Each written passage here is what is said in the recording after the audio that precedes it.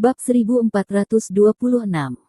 Melihat ekspresi Anne yang begitu kaget, Able mau tidak mau melihat dengan rasa ingin tahu pada bungkusan kertas kuning di tangan Anne. Warna kulitnya berubah drastis, dan lapisan keringat dingin muncul di punggungnya. Dia hanya merasa kulit kepalanya kesemutan. Tuan Ho, apakah bahan obat ini benar-benar oke? Abel menelan ludahnya, tiba-tiba menoleh, dan buru-buru bertanya pada Lin Yu. Lelucon, suami kita adalah dokter jenius yang terkenal, bagaimana bisa salah memberikan obat? Bai Rentu mengerutkan kening dan berkata dengan dingin, merasa sedikit konyol. Dua orang yang tidak mengerti pengobatan Tiongkok sebenarnya mempertanyakan suami mereka. Tapi mari kita bicarakan. Melihat Abler dan Ani bereaksi begitu banyak, ratusan orang tidak bisa menahan tegang dan melirik ke kantong kertas kuning di tangan Ani. Kemudian mata mereka berubah sedikit, dan mereka menoleh dan mengerutkan kening. Chong Lin Yu bertanya, Tuan, kenapa tidak Anda lihat, apa isinya? Apakah Anda menambahkannya? Jangan lihat itu, ya. Lin Yu menggelengkan kepalanya dan berkata, saya pribadi cocok pagi ini. Ani berkata dengan cemas, tapi ini semua. Keluar. Lin Yu buru-buru memotongnya. Seolah takut sarana di ranjang rumah sakit akan mendengarnya, dia buru-buru menyeret Abel dan Ani ke ruang tamu dan menutup pintu. Ketika dia tiba di ruang tamu, Ani buru-buru membentangkan kertas kuning di tangannya dan berkata dengan cemas, meskipun saya tidak tahu banyak tentang bahan obat China, saya juga dapat melihat bahwa semuanya adalah obat yang sangat beracun. Apakah itu? Bukankah itu racun? Wajah Abler berubah lagi. Dia melirik ke kantong kertas kuning di tangan Ani. Rambut di punggungnya berdiri terbalik, dan keringat dingin di keningnya, kecuali beberapa jamu yang tidak bisa dia kenali, di atas kertas kuning tersebar di tangannya. Ada juga kelabang, benda yang menyerupai ekor kalajengking, yang lebih seram lagi adalah ada laba-laba hitam seukuran ibu jari di atas bahan obat ini. Meski perut laba-laba ini sudah mengecil, namun tetap terlihat seperti aslinya dan membuat orang kedinginan. Ya, penyakit sarana hanya bisa disembuhkan dengan obat ini. Lin Yu mengangguk, mengerutkan kening dan berjalan ke Ani. Dia melihat bahan obat di kantong kertas kuning dan berkata dengan suara yang dalam, ini adalah resep yang saya rumuskan setelah lama mempertimbangkan dengan cermat.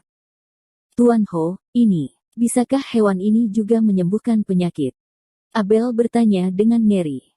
Bagi Abel yang tidak tahu apa-apa tentang pengobatan Tiongkok, ia tidak percaya bahwa hewan yang mengandung racun ini juga dapat digunakan sebagai obat. Tentu saja bisa. Lin Yu tersenyum dan mengangguk, laba-laba emas dengan garis-garis horizontal ini adalah yang secara khusus saya minta kepada tentara dan Qin Lang untuk menangkapnya di gunung di luar Beijing sebelum saya datang. Segar. Mendengar suara itu, tiba-tiba wajah Abel menjadi pahit, dan perutnya langsung membentuk bola, seolah-olah telah dihajar oleh kehidupan. Kelabang dan laba-laba ini bisa digunakan sebagai obat, tapi bisakah arsen ini juga digunakan sebagai obat? Ani tampak pucat dan memandangi partikel merah putih di kertas kuning itu, dan bertanya tak percaya, bukankah ini bahan baku pembuatan arsen? Dan dosisnya masih besar. Anda tahu, arsenik sangat beracun. Dan partikel merah dan putih di atas kertas kuning ini adalah arsenik untuk memurnikan arsenik. Bahkan jika toksisitas arsenik sedikit lebih buruk, dengan dosis arsenik dalam kantong kertas kuning ini, ia dapat sepenuhnya meracuni orang sampai mati. Ketika Abel mendengar apa yang dikatakan Ani, hatinya bergetar, wajahnya menjadi pucat, dan hatinya sedih, dia tidak berharap Lin Yu membiarkan putrinya minum racun. Ya, arsenik ini memang beracun, dan dosis yang saya pilih cukup untuk membunuh. Lin Yu mengerutkan kening dan berkata, tapi ketika disatukan dengan bahan obat yang sama-sama beracun ini, toksisitasnya akan menjadi lebih lembut. Itu tidak akan membuat orang langsung terbunuh. Wajah Ani berubah lagi dan dia berkata dengan cemas, maksudmu, jika sarana mengambilnya, masih ada kemungkinan kematian. Dia mengerti arti kata-kata Lin Yu, dia tidak akan segera dibunuh, tetapi itu tidak berarti dia tidak akan dibunuh. Itu masih mungkin. Lin Yu langsung mengangguk dan mengaku, dan berkata dengan suara yang dalam, namun, jika berhasil, efek dan toksisitasnya akan diserap oleh luka di tubuh sarana, maka sarana tidak akan dirugikan.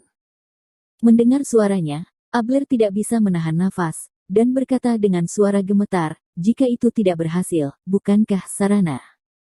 Karena itulah saya meminta Sarana untuk bekerja sama dengan saya dan membiarkan dia memberitahu saya kondisi fisiknya tepat pada waktunya. Lin Yu berkata dengan suara yang dalam. Dia sudah mengatakan bahwa seluruh proses perawatan akan sangat berbahaya. Jika bisa disembuhkan dengan mudah, maka dia tidak perlu mengeluarkan banyak usaha.